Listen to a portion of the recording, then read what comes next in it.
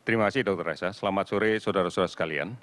Hari ini kembali kami akan melaporkan tentang kinerja data bidang kesehatan yang telah kita himpun selama 24 jam terhitung dari kemarin.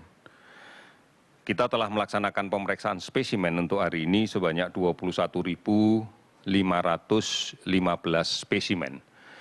Sehingga total spesimen yang telah kita periksa adalah menjadi 803.898 spesimen. Dari jumlah tersebut kita dapatkan kasus baru konfirmasi COVID-19 sebanyak 1.293 orang, sehingga total menjadi 56.385 orang. Kalau kita lihat sebaran kasus ini, yang pertama adalah bahwa Jawa Timur menambahkan kasus baru sebanyak 331 orang. Namun juga melaporkan 121 sembuh.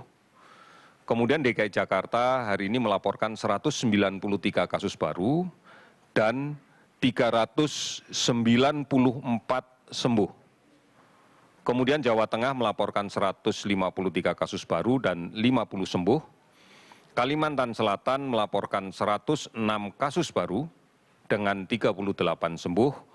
Kemudian Sulawesi Selatan melaporkan 89 kasus baru dan 69 sembuh. 19 provinsi hari ini melaporkan kasus di bawah 10. Sementara ada 7 provinsi yang hari ini melaporkan tidak ada penambahan kasus baru. Di antaranya adalah Bangka Belitung, kemudian Bengkulu, Jambi, Kalimantan Barat, Kepulauan Riau, dan Nusa Tenggara Timur. Saudara-saudara, kasus sembuh kita sudah cukup banyak.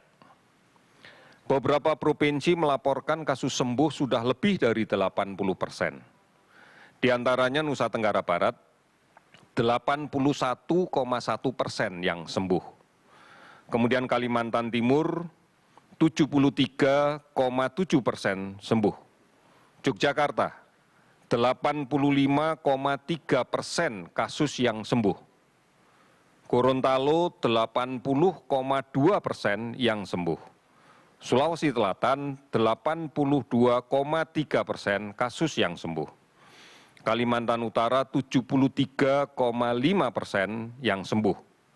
Lampung, 79,3% yang sembuh. Kemudian Sulawesi Barat 72,8% kasusnya sembuh. Bangka Belitung 86,8% yang sembuh. Bengkulu 71,2% sembuh. Kalimantan Barat 81,9% yang sembuh. Kepulauan Riau 81,6% yang sembuh dan Riau 73,5% yang sembuh. Angka persentase sembuh global di tingkat dunia adalah 50,3%. Artinya begitu banyak provinsi kita yang sekarang mencapai angka kesembuhan di atas 80%. Total sembuh yang kita catat pada hari ini adalah 1.006 orang yang sembuh. Sehingga akumulasi sembuh adalah 24.806 orang. Sudah 449 kabupaten kota yang terdampak di 34 provinsi. Kita masih melakukan pemantauan terhadap 43.797 orang ODP dan kemudian dalam pengawasan 13.182 pasien dalam pengawasan.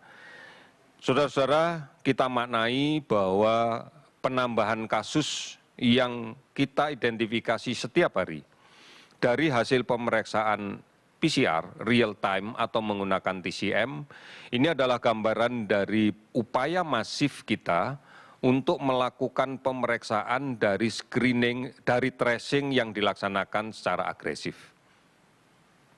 Dan kemudian penambahan kasus ini tidak dimaknai dengan penambahan penempatan tempat tidur yang ada di rumah sakit.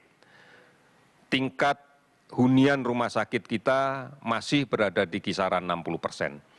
Artinya kasus-kasus positif yang kita temukan adalah kasus positif tanpa ada indikasi perawatan di rumah sakit. Artinya kasus ringan atau kasus tanpa gejala yang mengharuskan dilakukan isolasi secara mandiri. Gambaran ini semakin menegaskan komitmen kita bahwa melaksanakan protokol kesehatan menjadi sebuah keharusan.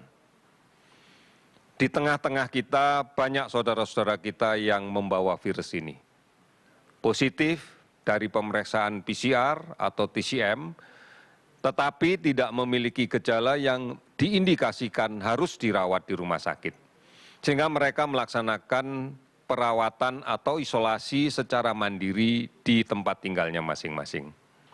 Ini tentunya dibutuhkan disiplin yang kuat, komitmen yang kuat dari yang bersangkutan, agar tidak menular ke orang lain. Dan ini juga harus kita maknai bahwa kita sekalian yang berada di dalam lingkungan mereka atau berada di aktivitas kita sehari-hari, juga dituntut untuk mampu melindungi diri dengan cara yang sebaik-baiknya. Cara-cara itu sudah beberapa kali dan berkali-kali akan terus kita sampaikan, yaitu dengan mematuhi protokol kesehatan. Menjaga jarak secara fisik dengan orang yang ada di sekitar kita, setidaknya pada jarak lebih dari 1 meter. Menggunakan masker, siapapun, dan kemudian secara sering rajin mencuci tangan dengan menggunakan sabun. Pada situasi aktivitas kita sehari-hari, seringkali kita dihadapkan pada satu kondisi di mana menjaga jarak menjadi sesuatu yang agak sulit kita lakukan. Misalnya berada di kendaraan umum, berada di pintu masuk dari sebuah institusi, berada di pintu masuk dari satu perkantoran yang kemudian bersama-sama dengan orang yang lain, berada di lift. Oleh karena itu, menggunakan masker menjadi sesuatu yang mutlak kita lakukan. Namun apabila memungkinkan untuk menjaga jarak, jagalah jarak. Saudara-saudara, produktif harus kita lakukan. Aktivitas kita harus selektif untuk hal-hal yang produktif. Tidak untuk sesuatu yang tidak produktif. Oleh karena itu, harap kita semuanya bijak menentukan aktivitas di luar rumah. Dan kemudian gunakan masker. Beberapa tempat yang sudah kami indikasikan memiliki peluang yang sangat besar untuk terjadinya penularan adalah di kantor. Kalau kita tidak menjaga jarak, tidak menggunakan masker, dan tidak mencuci tangan. Kemudian yang kedua, di kendaraan umum. Kalau kita tidak menggunakan masker, tidak mencuci tangan manakala kemudian setelah turun dari kendaraan umum. Kemudian di tempat makan. Karena seringkali saudara-saudara kita harus masih berada di kantor pada saat jam makan siang. Oleh karena itu, kami minta ini menjadi perhatian secara khusus.